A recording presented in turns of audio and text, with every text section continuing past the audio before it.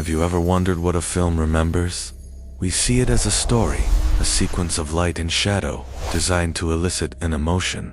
But a film is also a physical object, a long, fragile ribbon of celluloid, each of its 24 frames per second. A frozen moment in time. Like human memory, it is vulnerable. It can be damaged, it can fade, and most tragically of all, it can be forced to tell a lie. A director's vision, their very soul, is imprinted onto that ribbon. But what happens when that vision is mutilated? When the soul is cut apart, rearranged into a mockery of its former self, and then buried in an archive to be forgotten. My name is Carlos Mendoza. I have spent my career searching for the truth in the margins of history, and I have come to believe that the most tragic hauntings are not of places, but of stories. A story, once born, wants to be told correctly, and when it is suppressed, its energy doesn't simply vanish.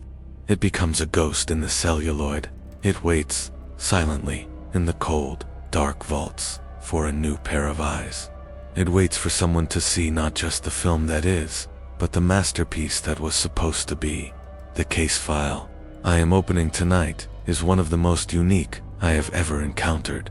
The ghost is not a person, but a promise. The haunting is not a whisper in a corridor, but an anomaly in a data stream. It is the story of a young film archivist who, in the process of preserving a notorious cinematic failure, discovered he was actually restoring a message from its murdered creator. This is not the story of a ghost that wanted revenge. This was the story of a ghost who simply wanted the world to see her final, glorious, director's cut. This is the tale of the mechanical heart. His name is Leo Kent. To call him a film archivist would be accurate, but incomplete. He is a custodian of fragile dreams, a digital archaeologist digging for truth in mountains of decaying nitrate. His world is one of climate-controlled vaults and the faint vinegary smell of dying film stock. He is a man of science, of data, of preservation. He believes in the tangible, in the chemical composition of celluloid, and the binary code of a high-resolution scan. He did not, until this story began, believe in ghosts. His assignment was a grim one, a task seen as more of a historical chore than a discovery. He was to perform a 4K digital scan of the only known surviving print of the 1928 silent film, The Mechanical Heart. To the modern world, the film was a legend for all the wrong reasons. A notorious flop, a career-killing disaster, a film so incoherently edited, so narratively butchered, that critics at the time called it a fever dream committed to celluloid. It was the film that single-handedly destroyed the meteoric career of its young, visionary director, Evelyn Reed. Evelyn Reed was supposed to be the future. In the chaotic, male-dominated world of 1920s Hollywood, she was a force of nature, a mind that saw beyond the limits of the camera. Her obsession was the fusion of the real and the fantastical, while her contemporaries were creating special effects with camera tricks and matte paintings. Evelyn, a secret inventor, was pioneering a revolutionary technique she called photomechanical integration. It was a method of in-camera composition that allowed live actors to interact seamlessly with complex stop-motion animated figures, a process so advanced it wouldn't be seen again for another 40 years. The Mechanical Heart was to be her magnum opus, a sweeping science fiction epic about a clockwork man learning to love. It was a showcase for her groundbreaking invention. But Evelyn's genius was her downfall. Her studio boss, the powerful and predatory Alistair Blackwood, saw the value not in her story, but in her secret technique. He demanded the patent. She refused. The fallout was swift and brutal. Blackwood fired her from her own film, seized her equipment, and locked her out of the editing room. He then personally supervised a new edit of the film, brutally cutting it down, scrambling its narrative, and removing the most revolutionary effects shots.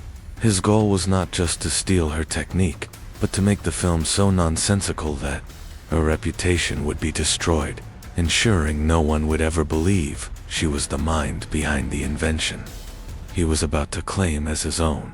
The film was released, and it bombed spectacularly. Evelyn Reed, once hailed as a visionary, became a Hollywood pariah. She never directed again. The story of her stolen invention was dismissed as the bitter ranting of a failed artist. She died in obscurity, her genius erased. This was the sad, dead object that now lay in Leo's hands. His job was simply to preserve this failure for the historical record, a digital tombstone for a murdered piece of art. The scanning process was slow and methodical. Each of the film's 130,000 frames was captured in stunning detail, digitized, and saved. For hours, Leo watched the incoherent mess of the mechanical heart flicker across his screen. The terrible editing, the jarring cuts, the nonsensical story. It was even worse than the legends claimed. The first anomaly appeared on the third reel. For a single, solitary frame, 1/24th of a second, the image on the screen dissolved into a flash of what looked like pure digital noise, a chaotic pattern of black and white pixels. Leo paused the scan. He had seen this before. It was a classic sign of advanced nitrate decay, a frame so rotted that the scanner couldn't resolve a coherent image. He made a note in his log, frame 43,712, signal loss due to decomposition, and resumed the scan. A few minutes later, it happened again. Another single frame of pure static, then another. His brow furrowed. It was unusual to have so many perfectly decayed single frames, while the ones immediately before and after were relatively stable. His archivist's curiosity began to override his technician's pragmatism. He stopped the scan again and went back to the second anomaly, frame 51,088. He isolated the frame and magnified it on his screen. He expected to see the crystalline, web-like patterns of film decay. What he saw instead made the breath catch in his throat. The noise wasn't random. It had structure. It was organized, deliberate. It looked less like decay and more like a blueprint, a highly detailed schematic diagram of a complex clockwork mechanism, a gear system unlike anything he had ever seen. His heart began to pound. This was impossible. It had to be a coincidence, a bizarre visual artifact. He jumped to the next anomalous frame, 62,341. He magnified it. It was another diagram, this one showing a complex camera lens assembly. His hands shaking, he went back to the very first frame he had dismissed. 43,712. He zoomed in, his eyes wide. It wasn't a diagram, it was a face. A single, perfectly preserved, crystal clear frame of an actor's face that did not appear anywhere else in the movie. From a scene that clearly did not exist in this butchered cut. It was a ghost. A single frame, hidden in the noise. A message from the past. He was no longer just preserving a film. He was receiving a message from its ghost. There is a moment in every archaeologist's life, whether they dig in sand or in data, when the artifact looks back. It is the moment a collection of dead objects suddenly reveals a coherent, living intelligence. For Leo Kent, this was that moment. The face on his screen was not decay. It was a deliberate act of communication across 90 years of silence. It was a single, perfect frame. A whisper from a ghost that had learned to hide in the very fabric of her own mutilated art. His first instinct was pure, scientific skepticism. He ran a full diagnostic on the scanner. The optics were perfect, the calibration exact. He checked the software for bugs, for any glitch that could cause it to render a phantom image from corrupted data. The code was clean. He then turned his attention to the film strip itself, examining the physical frame under a high-powered digital microscope. There was no image there, to the naked eye, and even to the microscope.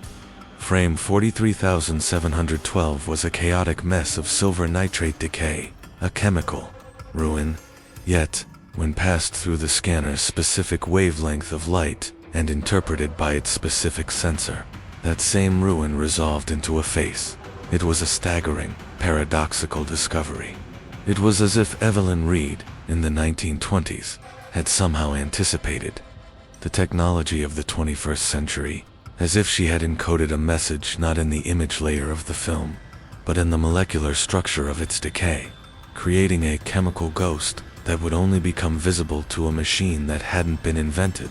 Yet, the thought was madness, but the evidence was on his screen. The archivist was now a cryptographer.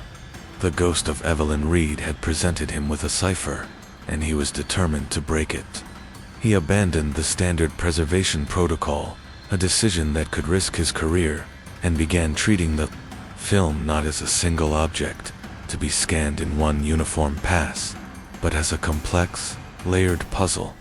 He theorized that Evelyn, a master of chemistry and optics, had created a form of steganography, hiding data in plain sight.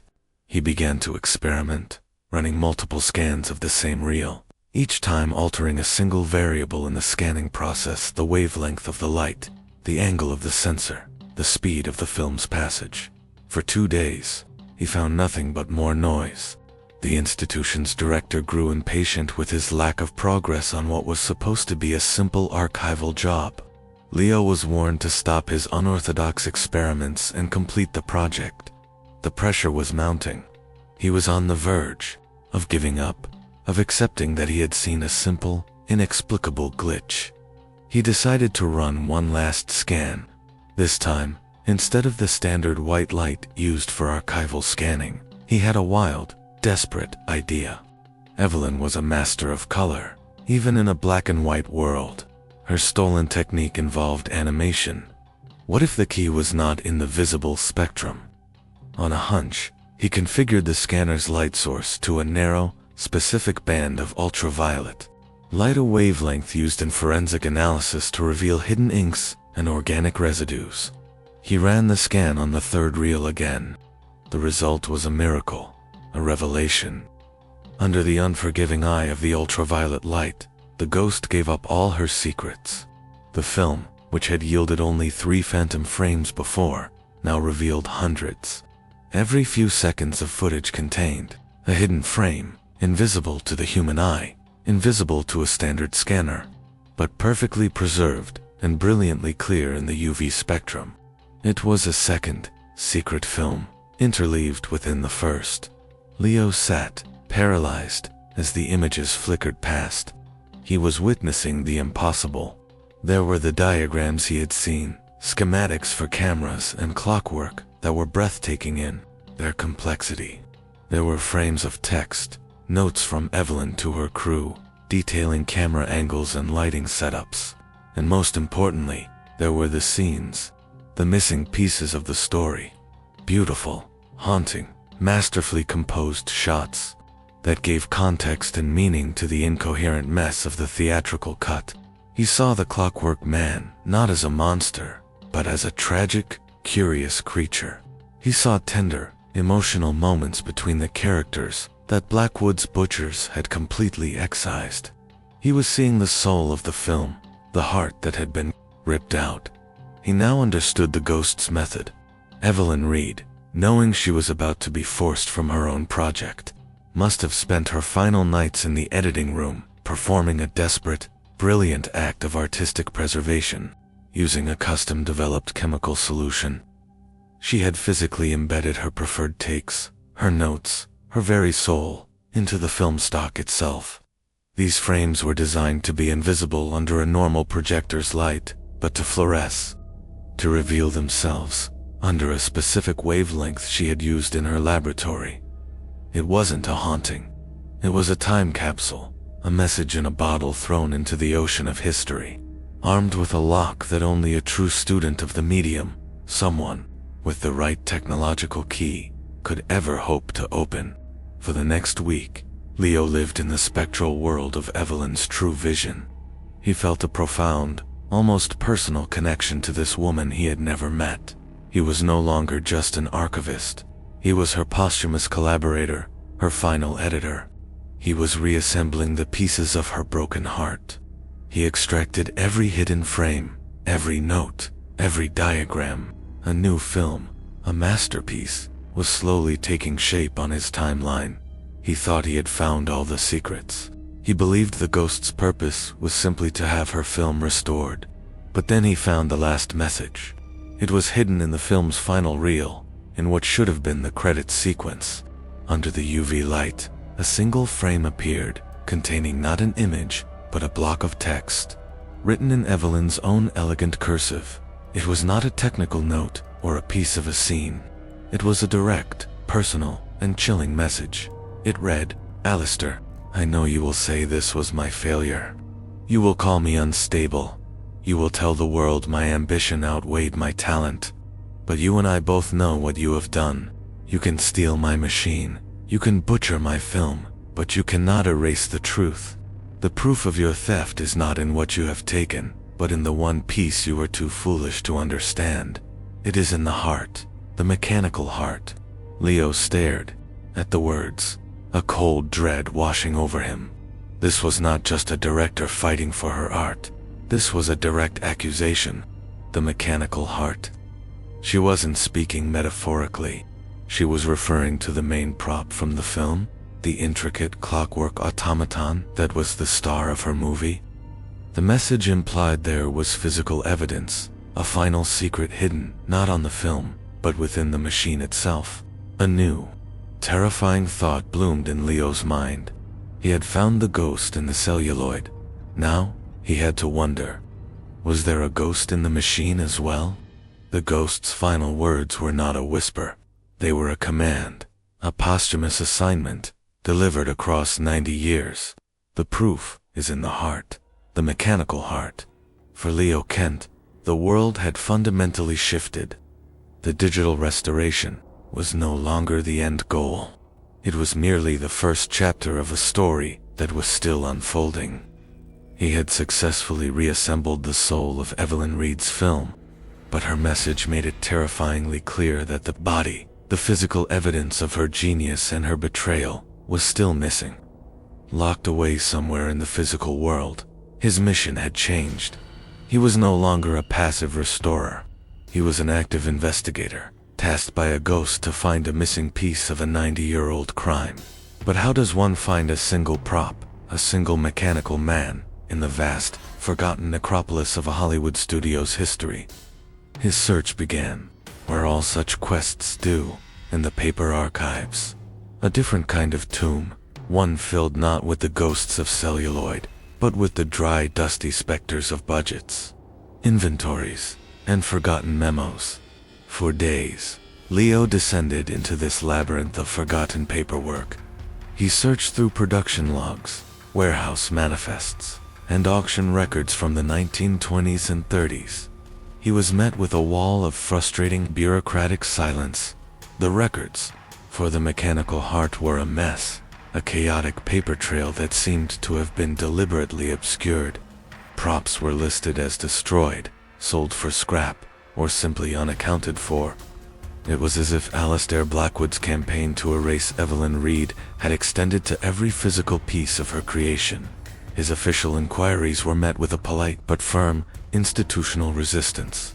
The studio, now a massive global conglomerate, was fiercely protective of its own history, especially the polished, heroic narrative of its founding father, Alistair Blackwood.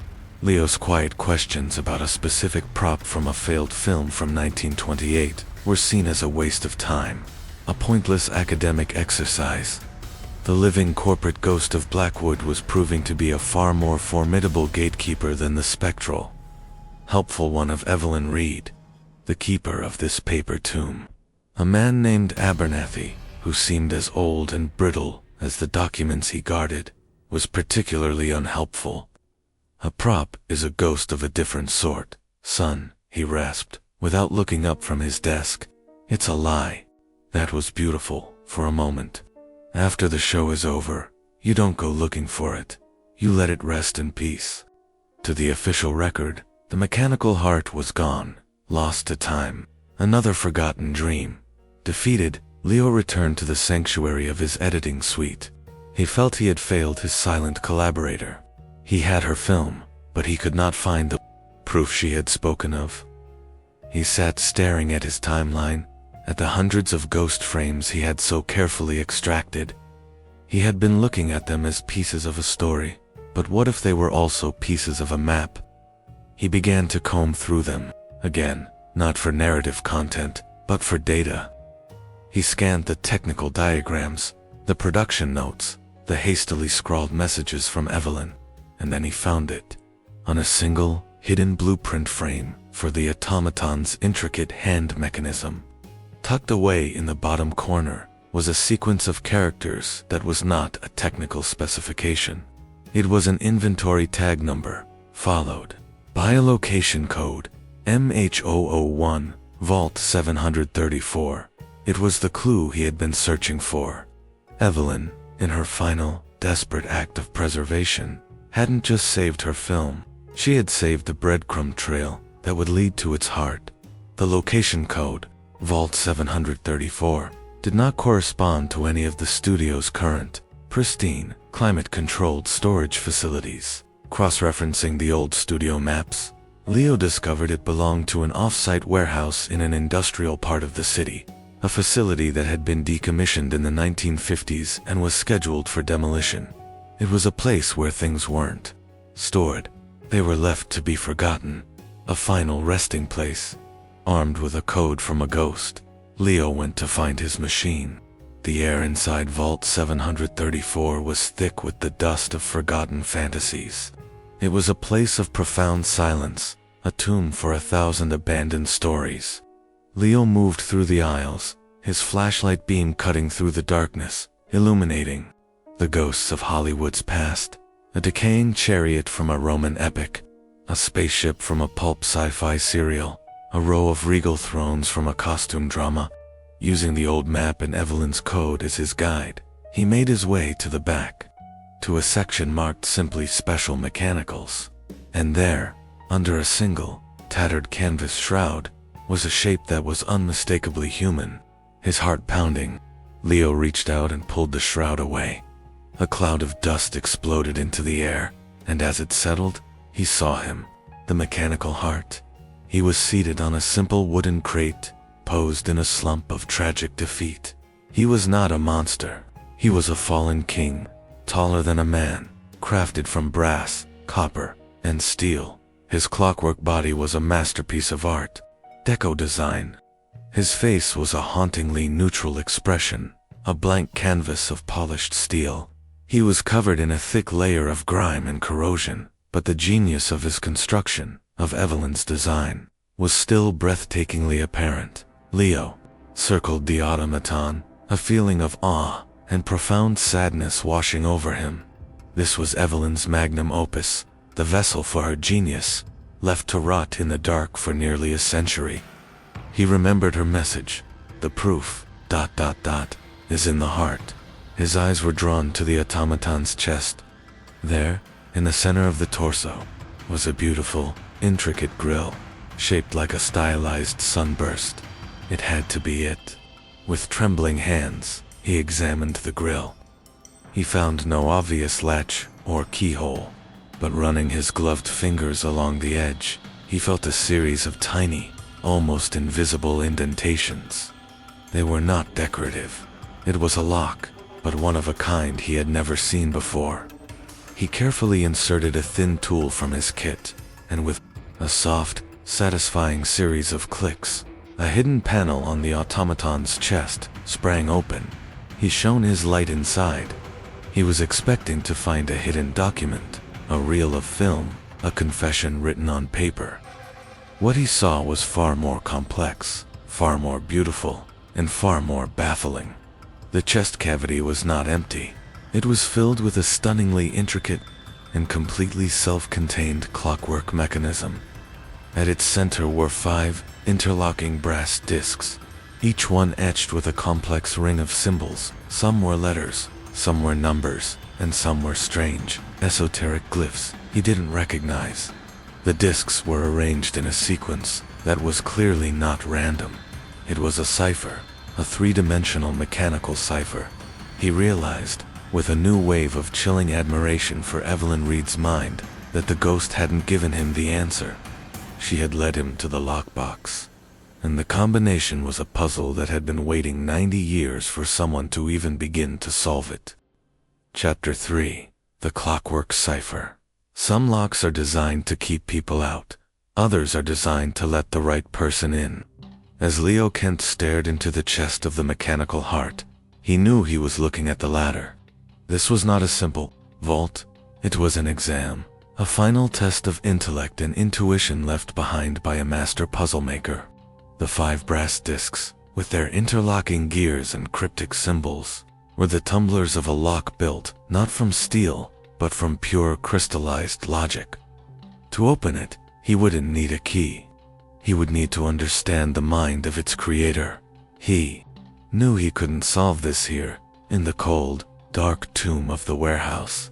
This required a different kind of laboratory, with painstaking care, documenting every step with his phone's camera. He carefully disconnected and removed the entire clockwork cipher mechanism from the automaton's chest. It was heavier than it looked, a dense, self-contained universe of gears and secrets. He left the automaton sitting in the dark, a silent, hollow sentinel, and transported the heart of the mystery back to the sterile, modern sanctuary of his lab. Under the bright, clinical lights of his lab, the mechanism revealed even more of its genius. It was a work of art. The craftsmanship was exquisite, a perfect marriage of aesthetic beauty and mechanical precision. Leo spent the first day doing what he did best, observing and documenting.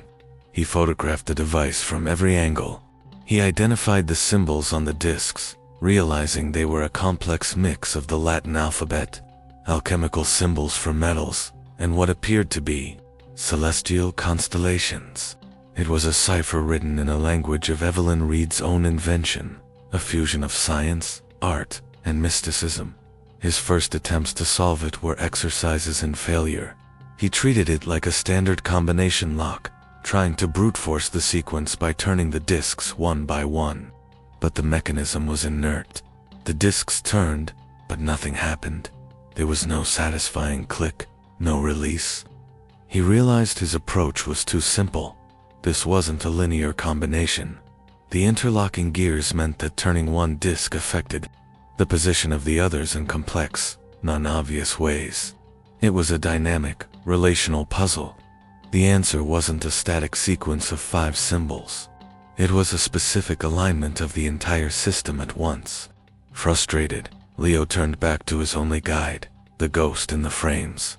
He now understood that Evelyn hadn't just left him a map. She had left him the instruction manual. He spent hours poring over the recovered schematics, no longer looking at them as historical artifacts, but as a direct communication from his mentor. He noticed details he had previously overlooked, subtle annotations about gear ratios, notes about resonant frequencies, sketches of planetary orbits next to drawings of the main gear assembly. The celestial symbols were the key. The constellations etched on the discs with astronomical charts from the late 1920s.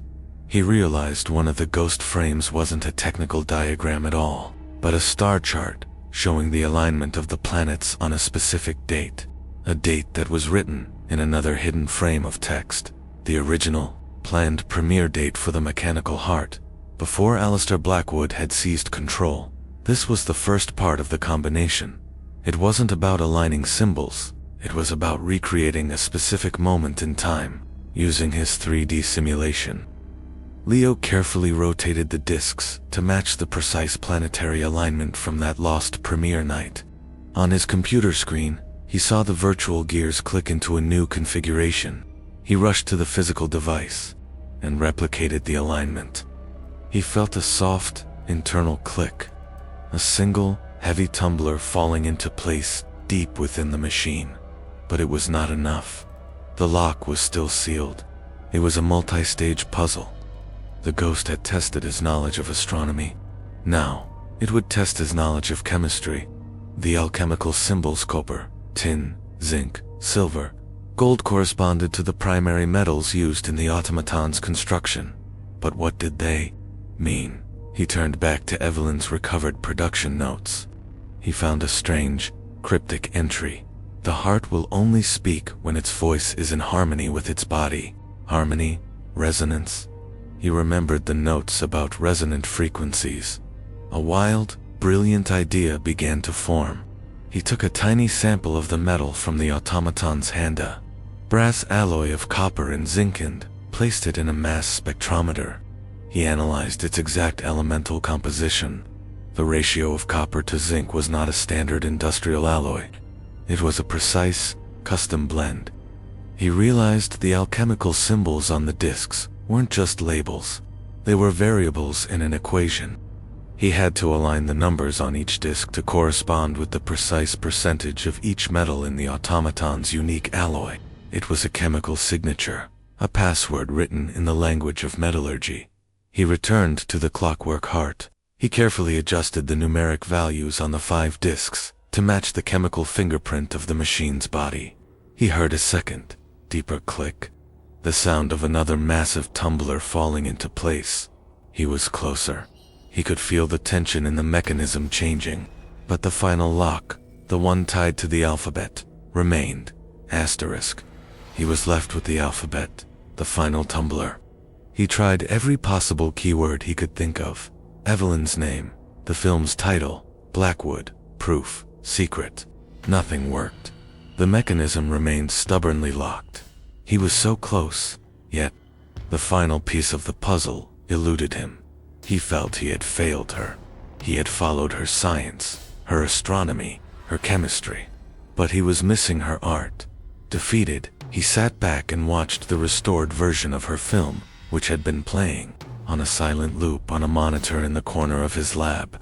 He watched the beautiful, tragic story of the clockwork man who wanted a heart. He watched the final scene, a scene he had rescued from the ghost frames, where the heroine whispers the one thing the mechanical man has been searching for. Leo had seen the scene 100 times, but now, with his mind steeped in the language of Evelyn's multi-layered genius, he finally heard it. He froze. His eyes darted from the screen to the mechanism on his desk. It couldn't be that simple. It couldn't be that poetic.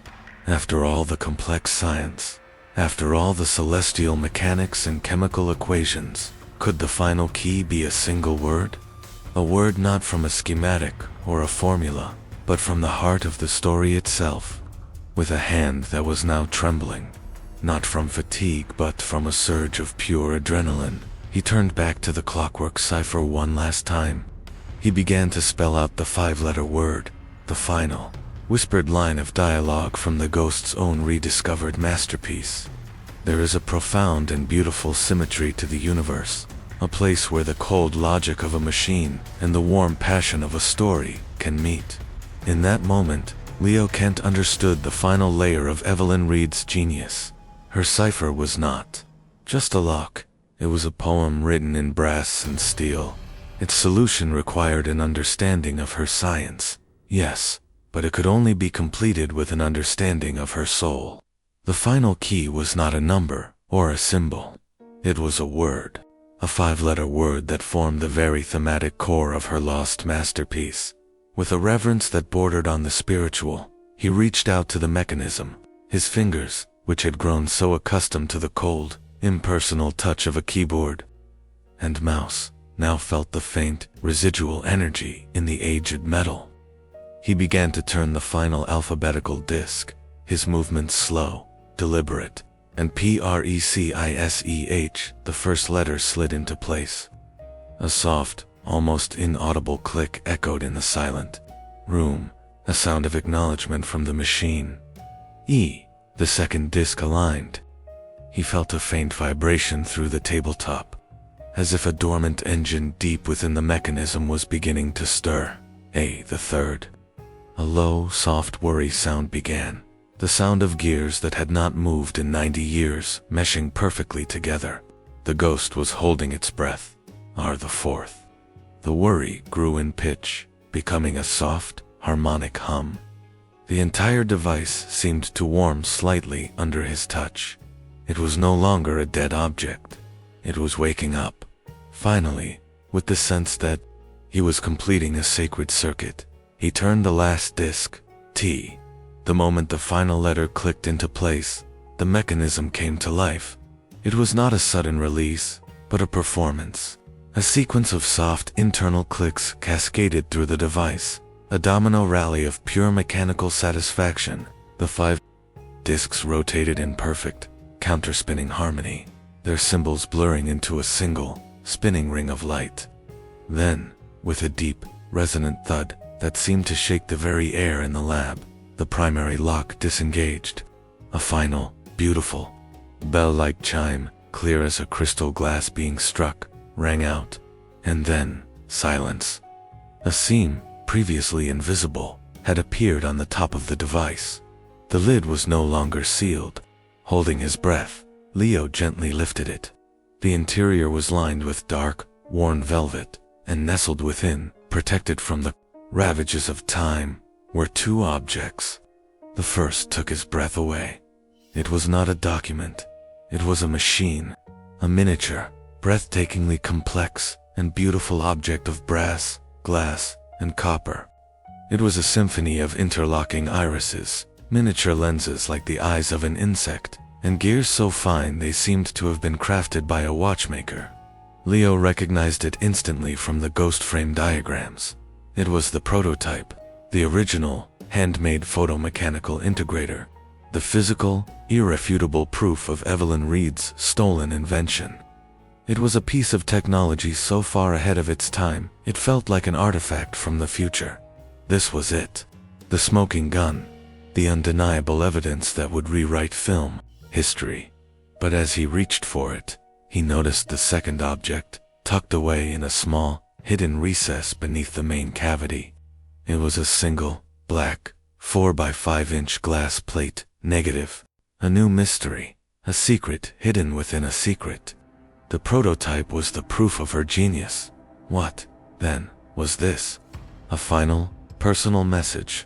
He knew he couldn't see the image clearly, without developing it, a process that required a 1920s darkroom and a specific set of volatile, period-accurate chemicals.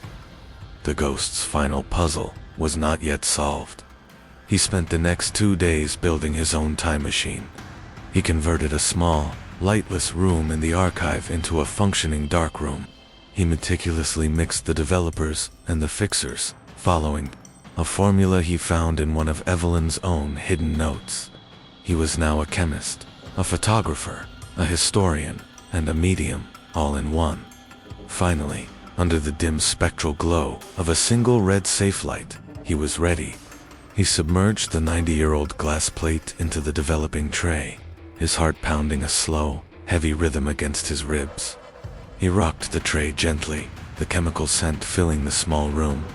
He was calling the final ghost out of its slumber. For a long moment, nothing happened. The plate remained a murky, uniform gray. He felt a pang of disappointment. Perhaps it was just a blank plate, a final, cryptic non-clue. But then, it began. Faint lines, like spiderwebs, started to coalesce. Out of the gray void, a shape began to emerge. It was a portrait, but it was not of Evelyn. It was the face of a man, his features hardening as the chemicals worked their magic. The cruel, familiar, and arrogant jawline of the studio mogul. Alistair Blackwood. Leo leaned closer, his breath fogging in the cold air. He had expected to find a confession, a document, but this was something else. As the image sharpened, into its final, damning clarity, Leo felt a chill that had nothing to do with the temperature of the room. The photograph showed Alistair Blackwood in what looked like Evelyn's own workshop. He was smiling, a triumphant, predatory sneer on his face and in his hands. He was not holding a film canister or a contract. He was holding a small, distinctive bottle, its label marked with a skull and crossbones. He was holding it out, offering it to a second figure in the frame. A figure that had been standing in the shadows, a figure whose face was now, finally, emerging from the chemical ghost of the past. It was Evelyn Reed, and the look on her face was not one of anger or of defiance. It was a look of pure, unadulterated terror. He had not just stolen her invention. The ghost had just given him the proof of a far darker, more final crime. Some ghosts cry for justice. Others, with more patience and far more genius, build a case. The image in the developing tray was Evelyn Reed's final, irrefutable testimony. A single frame that recontextualized everything: the stolen invention, the butchered film, the ruined career. These were not just acts of corporate greed. They were the calculated, systematic steps of a murderer covering his tracks. The official story was that Evelyn Reed had died a few years later, a recluse, from a long illness. This photograph was her final, silent scream, a testament to the true nature of that sickness. Leo Kent, the quiet archivist, was now the sole custodian of a 90-year-old murder accusation. He knew what he had to do, but he also knew the enemy he was facing. Alistair Blackwood was long dead, but the studio he had built, now a global media empire, was very much alive. It was an institution built on the carefully curated myth of its founders' genius and benevolence. They would not allow that foundation to be threatened by a ghost and a dusty glass plate. A direct confrontation would be a fool's errand. They would bury him, the photograph, and Evelyn's legacy all over again. This time in a blizzard of lawsuits and public denials. He remembered Evelyn's own strategy. She hadn't fought Blackwood head-on. She had been more clever. She had hidden her truth in plain sight, waiting for the right audience. He realized the ghost's final lesson was not just about what to prove, but how to prove it. You don't fight a story with a fact. You fight a bad story with a better one, a more powerful one, a true one. Leo did not go to the press. He did not go to the police.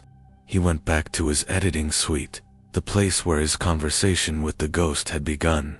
He had her masterpiece, restored to its original, brilliant vision. He had the physical prototype of her revolutionary invention. And now, he had the final, terrible piece of her life story. He was not going to leak the evidence. He was going to stage a premiere. He spent the next month in a state of controlled, creative fury. He used his position at the Film Institute to book their most prestigious theater for a special, one-night-only screening event. The invitation was simple, mysterious, and irresistible to the film community. The world premiere of Evelyn Reed's lost masterpiece, The Mechanical Heart, presented in its original, restored director's cut. He sent the invitations, not just to critics and historians, but to the most powerful and influential figures in modern Hollywood, visionary directors, special effects pioneers, and the heads of rival studios.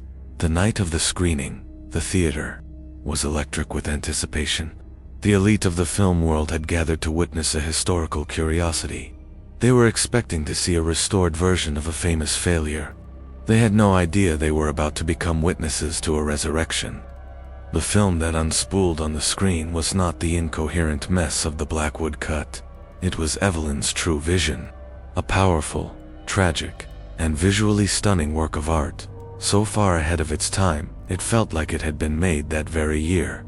The audience was mesmerized. They saw the seamless interaction of actors and animation, the invention that Blackwood had stolen, and they understood that they were watching the birth of a new cinematic language. The film reached its beautiful, heartbreaking conclusion. The credits rolled, the ones Leo had reconstructed from Evelyn's notes, with her name rightfully restored as director, writer, and inventor. The audience rose to their feet in a thunderous, sustained, standing ovation. They were not just applauding a film, they were mourning the loss of a voice that had been silenced for nearly a century. And then, as the applause began to fade, the screen, which should have gone black, flickered back to life. A single, higher resolution image appeared. The final photograph, the one from the darkroom. Alistair Blackwood, smiling, offering the bottle of poison to his terrified victim. A collective gasp rippled through the theater. The story they had just seen on screen was about a mechanical man who wanted a heart, The photograph exposed the truth of the real man, the one who had a heart, but was a monster. Leo walked onto the stage, into the stunned silence. He didn't speak of ghosts or ciphers. He spoke only of the evidence. He told the story of his restoration, of the hidden frames, of the final, terrible discovery. And then, he held up the prototype for all to see. "This," he said, his voice clear and steady, "is the invention that Alistair Blackwood claimed as his own. And the photograph you have just seen is the price Evelyn Reed paid for refusing to give it to him." The history of this industry is filled with stories of stolen credit. This is a story of a stolen life. The fallout was a cataclysm. It was the story that consumed Hollywood. It was not a quiet accusation from a lone archivist. It was a public revelation in front of the most powerful people in the industry. The studio that Blackwood had built had no defense. The evidence was irrefutable. The story was too powerful, and the audience was the entire world. They were forced to issue a public apology, to posthumously strip Blackwood of his honors, and to establish a multi-million-dollar foundation in Evelyn Reed's name, dedicated to supporting female inventors and directors. Evelyn Reed's ghost was finally at peace. Her exorcism was complete. It was achieved not by a whisper in a dark room, but by the roar of a standing ovation in a full theater. Her justice was not seeing her murderer's name disgraced. It was having her own name, her true, brilliant name, finally spoken with the reverence it had always deserved, and having her masterpiece, her beautiful, mechanical heart, finally, and forever, seen by the world. History is not written in stone. It is printed on fragile film, stored in forgotten vaults, and guarded by convenient lies. Here at Crimson Tales, we believe that the most powerful stories are the ones that refuse to die. We believe that every lost film deserves a final screening, and every silenced voice deserves to be heard. If you believe that a single frame of truth can be more powerful than a 90-year-old lie, and that a legacy is the one thing that can never truly be buried, then join our investigation. Subscribe to the channel and help us give a voice to the ghosts who are waiting in the dark for their final, glorious premiere.